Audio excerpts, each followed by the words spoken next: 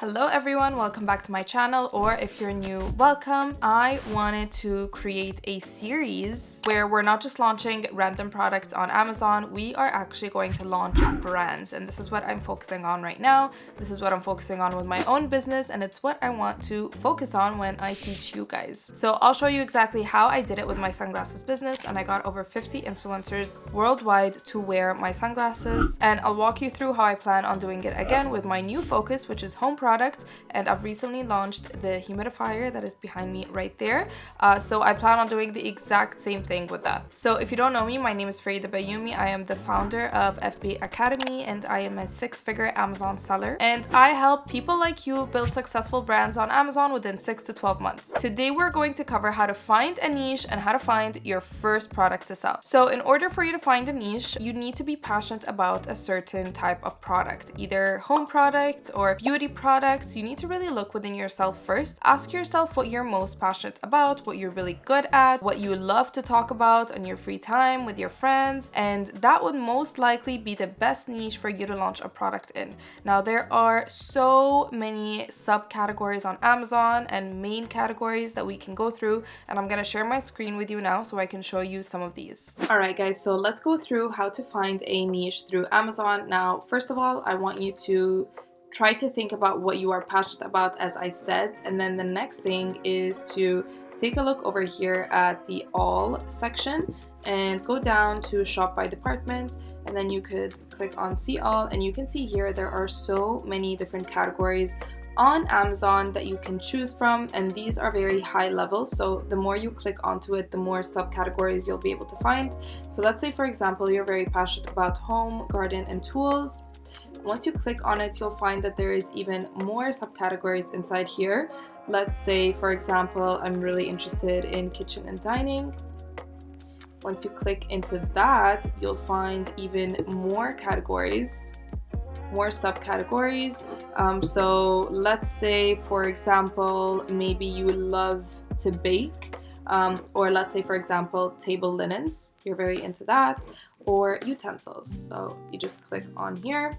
Once you click on it, you'll find that there is even more categories. So it's never just a high level subcategory. You can keep clicking more into it and into it and into it. And if, for example, the utensils in general is very saturated, you can find a subcategory that's even more niche that might not be as saturated. So let's, for example, click on tools and gadgets. Once you click on tools and gadgets, again, this might be a saturated category. I can't really tell just off of this. I would need to do some more research, but there's even more subcategories. So let's say, for example, I want seafood tools, and this is even more niche. Keep in mind that Amazon keeps adding onto these subcategories, so it's not like they're set and they never change. They keep adding the more people come up with new product ideas. So seafood tools here is a product idea. This is no longer a subcategory because there's nothing else under it. So now this could be considered a product idea, and you can take a look here at different seafood tools and see how they're doing. So let's say, for example, now I like this niche and I want to stick to this niche. So now you found it.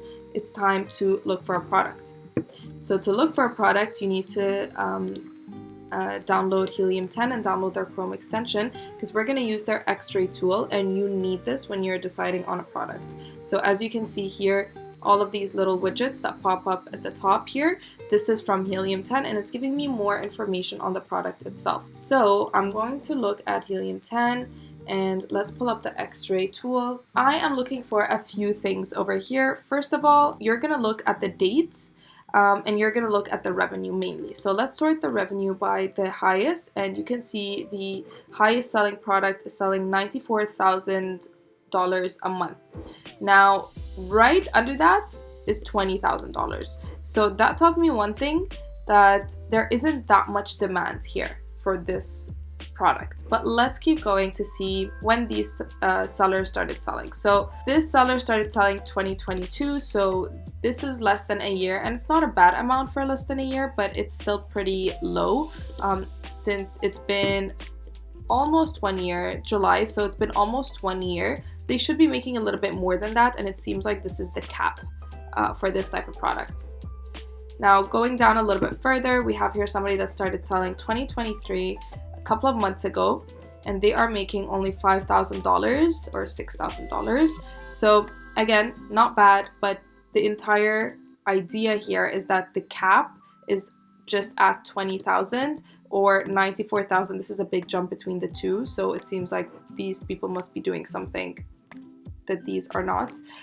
So it seems like there's a pretty big jump here. The demand just isn't there.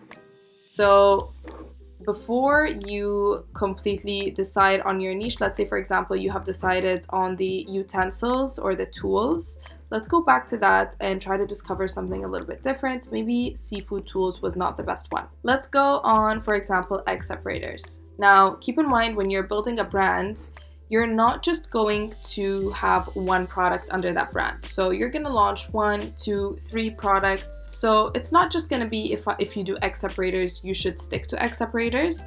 It's a general niche. So if you've decided on doing egg separators, you can then do different tools in the kitchen category. Let's now click on helium-10. Again, we're going to do the same thing. Click on that and click on the X-ray tool. And we're sorting revenue. And again, you can see the revenue potential here is not that huge. The most somebody's making is only $9,000. So you want a revenue potential of at least $30,000 to $40,000, and you want the top seller to be making probably even more than that. But this could be a cool way to start getting into Amazon because there isn't that much competition, and a lot of the competition, they have really low reviews, and this is something that can be demonstrated easily in a video. So as a first product, since it's small, lightweight, relatively cheap, you could start with this, but your revenue is not going to be as much as you would probably like in future wise because they're all selling for under $10. So your revenue is probably just going to be profit of like $2 or $3 per unit. I like to choose something that is at least $10 of profit. So let's try ice cream scoops. All right, so now sorting for ice cream scoops, let's take a look at the revenue. So as you can see here, the highest revenue is 270,000, which means there's a lot of sales potential here, but obviously this seller is selling an insane amount. They have 37,000 reviews. Let's take a look now. Once we've sorted by the revenue, let's take a look at the dates. So I see this seller here started selling 2023, so just like 3 months ago, and they are already making $16,000. So it seems like this type of ice cream scoop, and specifically the 3 pieces, the set, is doing really well with people. So that is something to keep in mind. Let's see if there is anybody else that started selling less than a year ago. So there's this person right here, started selling exactly a year ago, and they are making $10,000. Not bad. They have less than 500 reviews.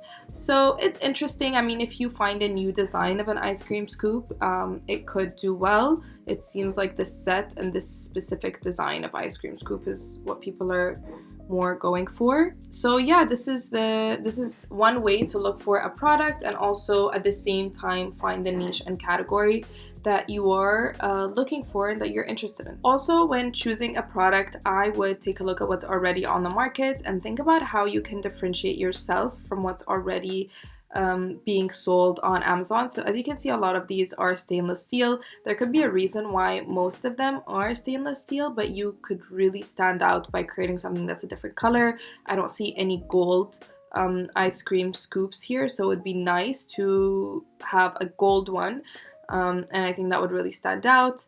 Maybe something that is pink.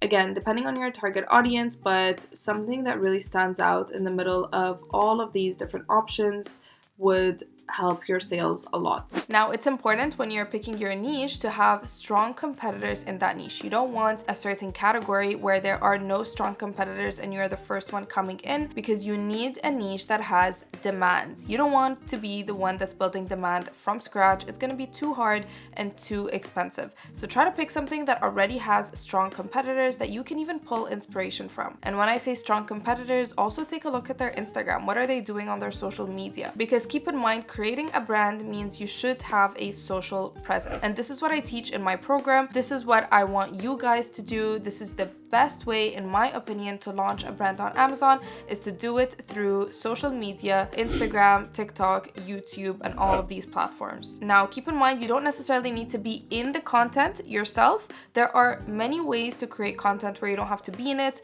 There are many ways to get content where you don't even have to create it, but having a social media presence is very important. And something else to keep in mind when you're picking your niche is, does this niche have influencers that are passionate about it? Influencers that you can send your product to and they would love to talk about it.